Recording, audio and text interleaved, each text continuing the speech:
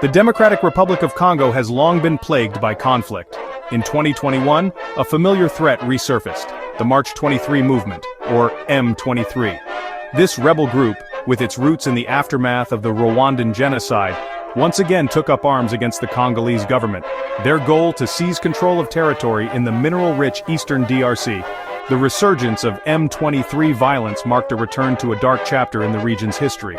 The M23 rebellion was not a sudden eruption. It was a simmering conflict, fueled by ethnic tensions, land disputes, and the insatiable global hunger for valuable minerals. The group's name, a reference to a failed peace agreement signed on March 23, 2009, reflected the broken promises and deep-seated grievances that fueled their fight. Their return to the battlefield signaled a failure of past peace initiatives and a resurgence of instability in the already volatile region. The Congolese army, often ill-equipped and poorly trained, struggled to contain the M23 advance. As the rebels gained ground, reports of human rights abuses began to surface. Civilians caught in the crossfire bore the brunt of the violence, forced to flee their homes and seek safety in overcrowded displacement camps. The humanitarian crisis in eastern DRC, already one of the world's worst, was further exacerbated by the renewed fighting.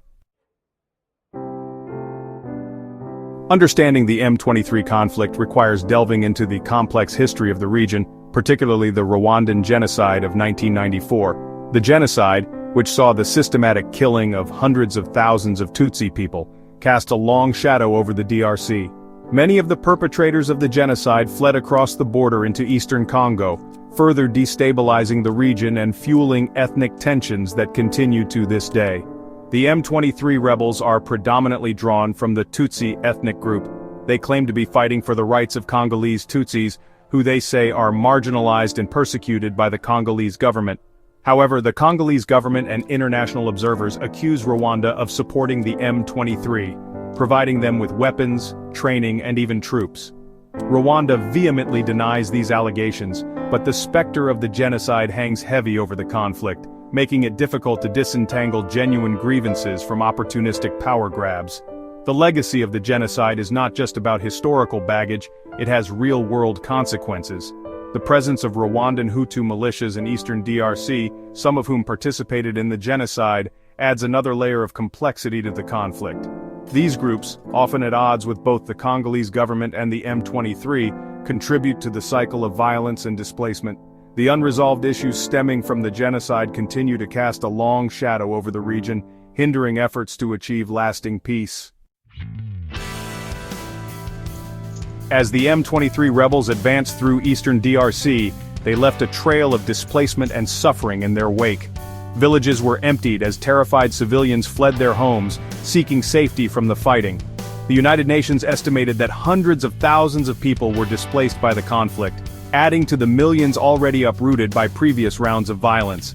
The M23's tactics often involved terrorizing the local population. They looted and destroyed property, forcibly recruited young men into their ranks, and committed sexual violence against women and girls.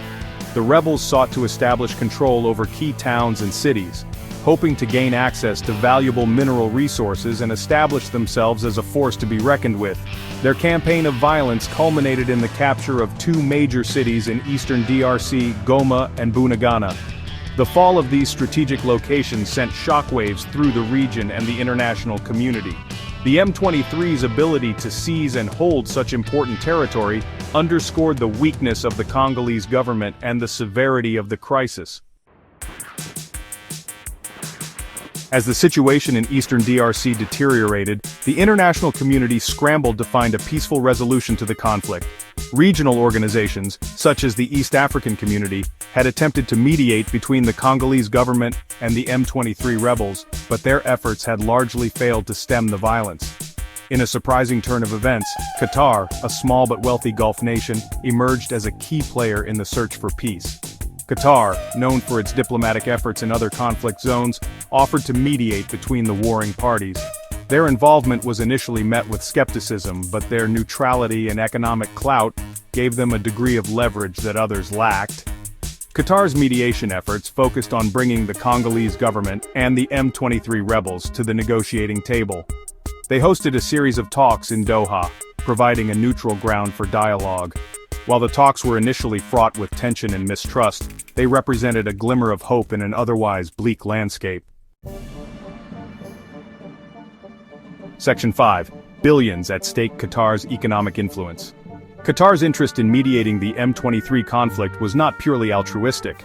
The Gulf nation has significant economic interests in both the Democratic Republic of the Congo and Rwanda. Qatar has invested over $1 billion in economic cooperation agreements with both countries, primarily in the mining and infrastructure sectors. The ongoing conflict threatened these investments, creating a strong incentive for Qatar to see the violence come to an end. Beyond its direct investments, Qatar also recognized the wider economic implications of the conflict. The DRC is a major producer of cobalt and other minerals essential for the production of electric vehicles and other technologies. The instability in eastern DRC disrupted global supply chains, driving up prices and threatening the green energy transition. Qatar's economic influence, coupled with its diplomatic skills, proved to be a potent combination. They leveraged their relationships with both sides to encourage dialogue and compromise.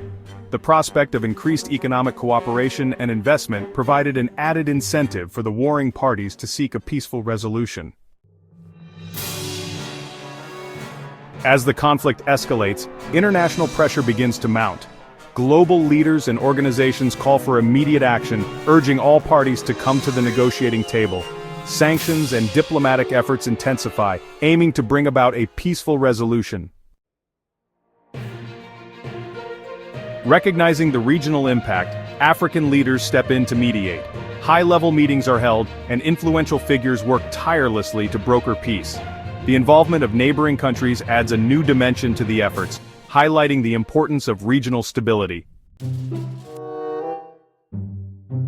A ceasefire is eventually agreed upon, bringing a temporary halt to hostilities. This fragile peace offers a glimmer of hope but also poses significant challenges. The terms of the ceasefire are scrutinized, and the international community watches closely to ensure compliance. As the dust begins to settle, the focus shifts to rebuilding and reconciliation. The road ahead is fraught with obstacles, but there is also a sense of cautious optimism. The lessons learned from this conflict could pave the way for a more stable and peaceful future in the region.